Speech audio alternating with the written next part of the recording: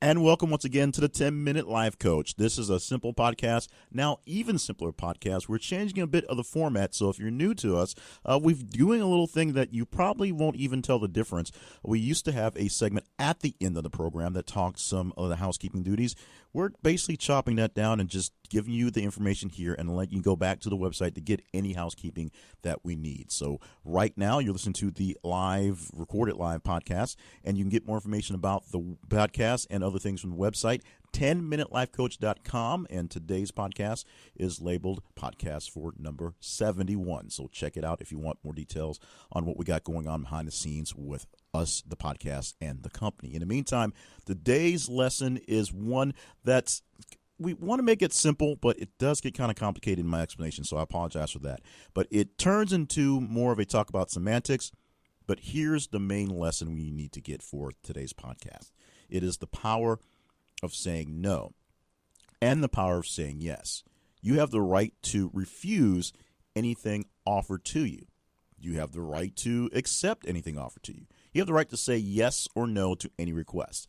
Now, most people think to get what they want when someone heaps something on them, if it's a responsibility, if it's a work thing, if it's a pressure from someone that they sort of care about or need to care about or have to care about for whatever reason, they have to say yes. Can you watch my kids? Can you help me do this? Can you get me here? Help me move? Can you work on this big major project? Can you stay late for work? Most people think they have to say yes because people get stuck as people pleasers. But here's the thing. You can say no to just about anything. The only thing you really can't say no to is death, because you cannot pay your taxes and there will be consequences. And that word I use, really a word I use on purpose, consequences. And that's something that took me a while to kind of work through, because I've always used the word consequences because this is the definition of a consequence.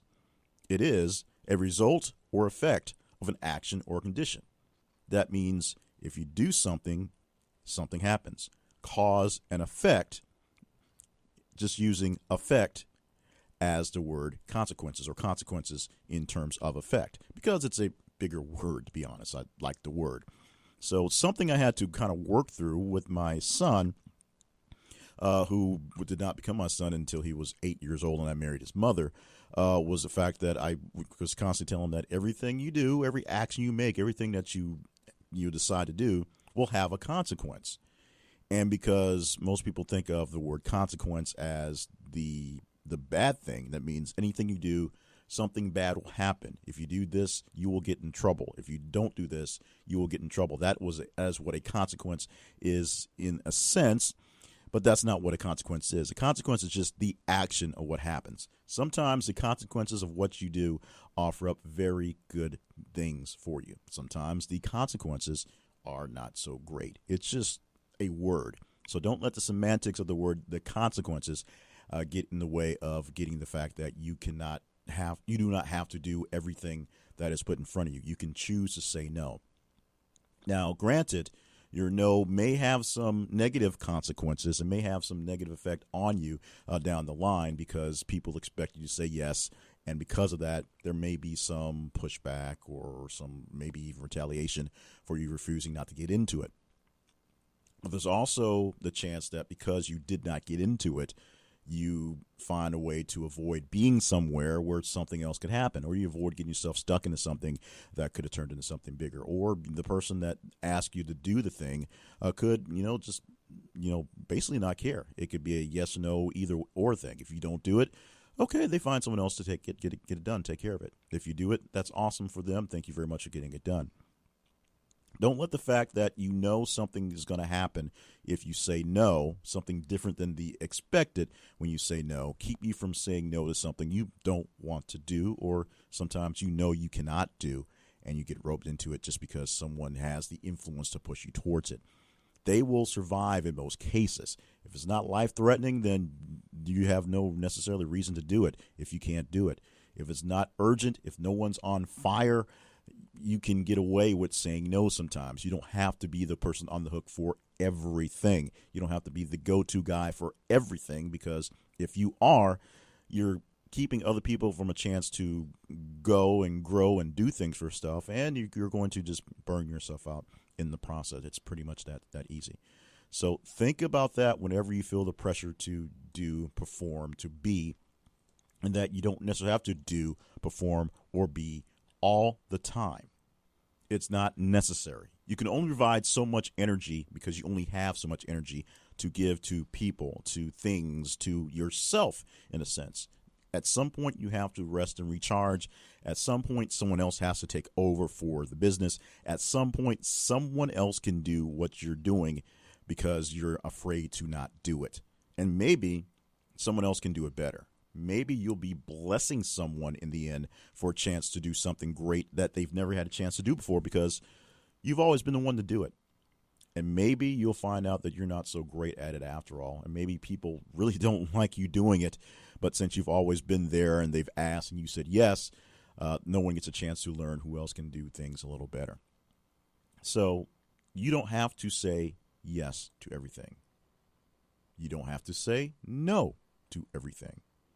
You have the choice of your yay or nay. You have the choice to deal with whatever consequences will come. And that is the only thing you must do, is know that there will be something from either choice, yes or no. It may be something totally awesome because you said yes to something, or maybe something totally awesome because you said no to something, which allowed something else to happen, or the opposite. Maybe something very depressing may happen because you said yes to something that you could not perform at, or you said no to something and you miss out on a big thing. No one really knows what will come of the future, but you can kind of guess where things are going based on your skills, your abilities, what you like, what you don't like, and where you think you're going in your life, in your career, in your business, in everything. If something is offered to you, you believe it will be of a benefit to you, and you have the time and the energy and the support to give it your all, don't feel bad about saying yes to it if you have to say no to something else. If that opportunity is given to you and you don't think you can handle it, you don't have the support for it, you're just too busy and your plate is just too full right now, don't feel bad for declining that if you know you're not going to do a grand job at it, or just not going to want it, and you just end up essentially hating yourself and some of the people around you when you jump onto that opportunity. Because it's not necessarily an opportunity if it's something you're going to hate and something you're not going to grow for. You can get just as great a consequence from saying no to something as you can from saying yes to something, and vice versa. You can get a bad consequence from saying a no or from saying a yes. You don't really know until you step into it. So if you're brave enough and you have the guts, you have the gumption, and you think you have the ability, go ahead and give it a shot. If you can muster up the energy, if you don't think you'll mess it up too bad, and if you think it's something you can commit to without being overly stressed. But if you already know you're overloaded, if you already know things are not going so well, if you already think this is a disaster waiting to happen, don't commit yourself to it. Deal with the consequences of people maybe being upset with you for not jumping in on this thing, as opposed to them being upset with you for this thing not working out and you being at the focal point, at the button, per se, when things went wrong. Don't think about it so much as I'm being selfish for saying no. Think about what you gain and what others can gain from you not accepting something that you think you're not going to be great at and that may cause detriment to what you're doing at the moment. Remember, you can always say no. You can always say yes. There may be factors that may push you towards either way, but the choice, and you always have a choice, if you can handle the consequences, is always in your hands. So thank you so much for joining us for the 10-Minute Life Coach for today. This is episode number 70. We're doing this a little differently, so in a while I'll stop talking so much afterwards. But in the past, we had housekeeping here. In the future, more release for right now, we're going to send you to the website, 10minutelifecoach.com, and look for episode number 70 and find any housekeeping in that post right there. Anything we got going on, anything we want to promote, anything we want to talk about, it's right there. That way, we save some time off the podcast, so you don't have to worry about going 15 minutes. You know you'll always get it in about 10 minutes unless we're going very long. Thank you so much for joining us. Once again, I'm Jay Cleveland Payne. Thank you for being with us for this 5-year journey so far, and hopefully you'll continue on with us and let us know what you think about the new format at the website or wherever you find this podcast.